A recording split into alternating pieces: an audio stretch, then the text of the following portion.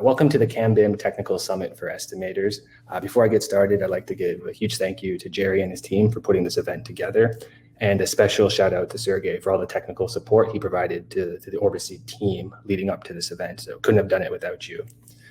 So let's begin. My name is Andrew Anzenberger. I'm the Director of Product Management at Orbiseed, and Orbiseed is an AI construction startup based in Toronto, Ontario.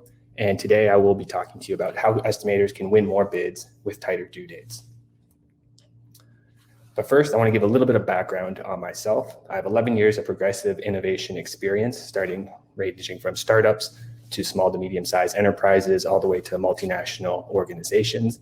When it comes to construction, I've cut my teeth with fire protection. I am a CFA certified technician. I have experience with plumbing estimation, Div 22, ICI installation, particularly Div 721, spray foaming. And my primary role at Orbiseed, perhaps even arguably my only role at Orbiseed, is to ensure that the products we are building bring happiness and value to our end users, estimators. And in order to do that, what I have to do is I have to actually be passionate about my work resonates with end users and executive stakeholders. So I have to sit down and talk with individuals. And over the course of the last 6 months, I've probably talked to over 150 estimators across multiple divisions, ranging from companies, could be a two-man shop, all the way up to some of the larger construction companies out there, right? So I think we all understand how competitive the construction industry is becoming and how elusive profit is for almost everybody across the board. So much so that I think almost everybody at the CAMBIM event today has probably said or heard a colleague say one of the following statements, right? So there's always too much competition. I can't find any profitable jobs to bid on. I'm getting tired of cutting our bids to beat the competition. And ultimately, how can we ever make enough money to survive? I'm pretty sure we've all heard ourselves say one of these, or if not all of these. But here's my personal favorite one that I've uncovered through one of the discovery interviews I had with estimators across North America. It's a fun fact, perhaps a painful fact. There's rising costs of raw materials across the board, and some iteration of the following quote has been said to me on multiple occasions. I received a quote for copper tube the other day. It's good to end of day Friday, but I got the quote Friday at 10 a.m. Oh, and by the way, it's still subject to availability. So in the backdrop of all of this thought and sentiment of leaving money on the table, there's now extremely volatile raw material prices out there. Some of the goods haven't been manufactured. So of course, they haven't been shipped yet. That's also pushing the price north. And estimators that I've spoken to generally have this sentiment where they're at the mercy of suppliers, right? So with all of this in the backdrop, a very fundamental fact still remains that the lifeblood of a contractor is accurate bidding. Without very detailed estimates, not even without very comprehensive and very talented estimators, a contractor can't compete. They'll never complete a project, and ultimately they won't stay in business. Bidding is extremely important in this world, so much so that let's take a deeper look into some of the stats of like what bidding is looking like in 2021. So in North America, every month over 5 million bid invites are sent out. And in January of 2021, there was a 36% increase in bidding activity as compared to January of 2022. So this is 36% above the pre-pandemic levels. And on top of all of that, bids are typically due within the first 7 days after being sent out about 80% of the time. So 4 out of every 5 bids are going to be due within the first 7 days. Increasing pressure for these tightened deadlines for estimators. There's more activity leading to more competitive prices, and you have this volatile raw materials environment. Very real reality that a lot of estimators are facing on a day-to-day basis. But there's actually one thing that's actually not really been tracked a lot by estimators, and that's the bid to hit ratio, right? So typically within general contractors, and what I want to preface with this is that when you're in this world of bidding, you're most likely going to lose more bids than you win. So with general contractors and private work, there's a 6-to-1 bid hit ratio. What that means is every 6 bids go out, you're winning 1. For public work, it's a 10-to-1 bid hit ratio. For subcontractors, it's a similar story. In private work, you're at 11-to-1 bid hit ratio, and public work, you're at a 6-to-1 bid hit ratio. And you can't really fault the individuals for this type of thing. It's extremely competitive. There's a lot of pressures on individuals.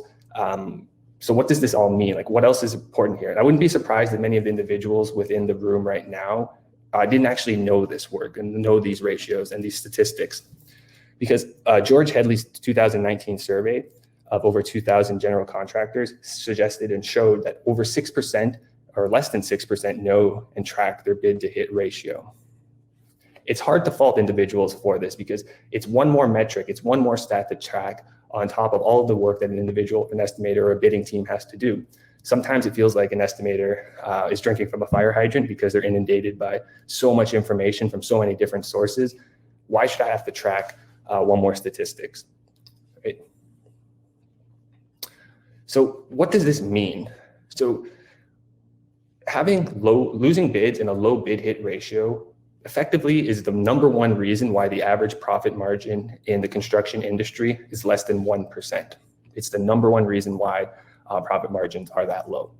And according to a study published in the Journal of Building Engineering, not only are these margins low, they're actually eroding. So if you were to factor in overhead, about 44% of all construction projects are actually operating at a loss, which is basically like saying 1 out of every 2 projects is going to be generating a profit. So if you were to take that 6-to-1 bid hit ratio, you now have to go up to 12-to-1 if you're actually looking for a profitable project, right?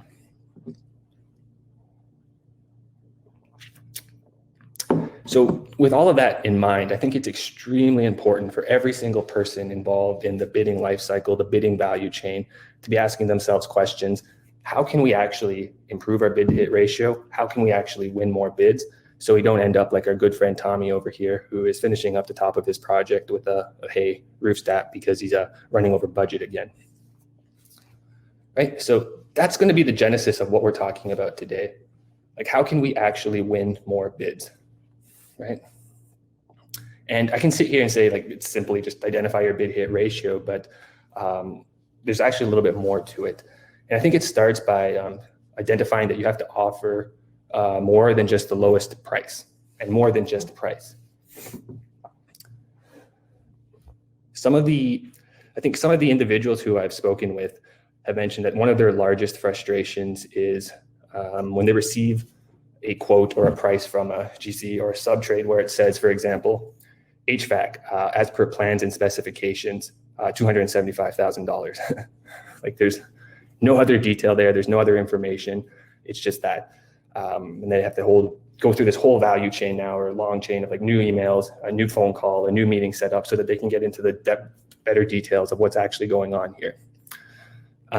So start by offering more than just price. And then we can say, okay, fine. We can submit faster, be more accurate, but how do we actually do that? I think the #1 best way to actually start winning more bids is to audit your pre-construction tools and processes. Now, what that means is, I guess the old adage that profit begins in pre-construction exists for a reason, namely because it's hard to break even if you get off on the wrong foot before you break ground, right? So audit your pre-construction tools and processes from both a manual point of view and also from a technological point of view. So let's take a little bit more of a look into that. And I think when we're looking at auditing the pre-construction process, I think it behooves of us to understand that pre-construction and as takeoff and estimation in general is and always will be an art and a science. And that's not to say that from an art perspective that estimators are going to be Van Gogh. Some of them very well may be. It's to realize that there's a huge amount of value in terms of like the experience, skill, and intuition that comes from doing a job for 10, 15, 20 plus years. And then there's the science component of it, which is basically the hard math, the calculations, the measurements, the count. It's always going to be like that. I think it starts by realizing that. And if we were to sort of break up a typical simplified pre-construction process into art and science, it may look something like this. So on the top, you have art. So you have the decision to evaluate the opportunity. You have pricing. Art typically would be the things that would change the total cost of a project. These would be the ones where if you were to give 2 estimators the same information, the art component of it would be what ultimately changes the total cost. The science at the bottom, product and specifications, quantity, takeoff prep, and producing an estimate, that would be the ones that are the items that are typically the same if you were to give information to estimators, maybe bearing some room for human error. So when we're looking at the decision to evaluate an opportunity, I would argue that it is an art just because you have to know your niche. You need to know what you're good at. And sometimes that means saying no. And I don't know if anybody's ever tried to say no consecutively. It's actually very hard to say no, right? Now, from a product and specifications point of view, it's somewhat cut and dry. You can train your eyes where to look for on a specification sheet to sort of identify product numbers, what needs to be included, what needs to be excluded. Quantity takeoff arguably depends on where you are in the construction or pre-construction process and how detailed your plans are. But for the most part, it's very much a science in terms of the measurements and the calculus involved in it. And pricing, I would argue that outside of the actual formula you use to calculate a price, it is very much an art because you need to know when to apply markups. You need to have built relationships with your suppliers because this very much is a relationship business. And there's a huge amount of art that goes in because pricing is not the same for every scenario. And lastly, I would argue that producing an estimate is the science. Now at Orbiseed, what we're focusing on is the science, particularly the quantity takeoff and the estimate, right? So as you all know, takeoff prep is tedious, time consuming, and error prone. It's the science. As much as it's a meticulous practice where we're committed to the most accurate work, it's very tedious, it's very time consuming, and we do produce errors. And even today in the 21st century, the takeoff process is often done manually, where you would take out your colored pencils, your colored pens, and you would start taking off items and measurements and count that way. But as we all know, that if you can produce a takeoff extremely fast, what that actually enables you as an estimator or your estimating team to do is start to bid strategically, decide whether or not to actually go for it, and ultimately produce higher quality bids, right? So how this actually manifests itself is in the following way, from when I talk about tedious and time consuming. So fun fact number 2, when I was talking to individuals, there's this consensus or this general fear of arthritis and carpal tunnel syndrome.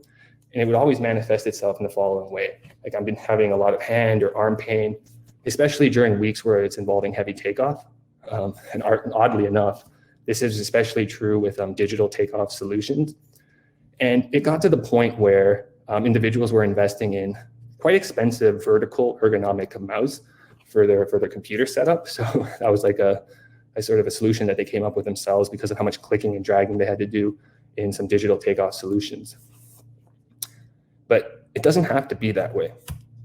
And today I wanted to introduce Orbiseed's AI-assisted auto takeoff. In January of 2022, we will be releasing our first cloud-based product. It will be the world's most advanced AI-based takeoff solution on the market. And it will include a sophisticated suite of artificial intelligence technologies like computer vision and natural language processing to assist estimators to automate their takeoff and estimation process. In particular, we're going to be helping and assisting estimators to automatically measure rooms on their floor plans, including the length and width of interior and exterior walls. We have a comprehensive and very powerful auto count feature that will be able to pull symbols from the vast majority of master format spec divisions.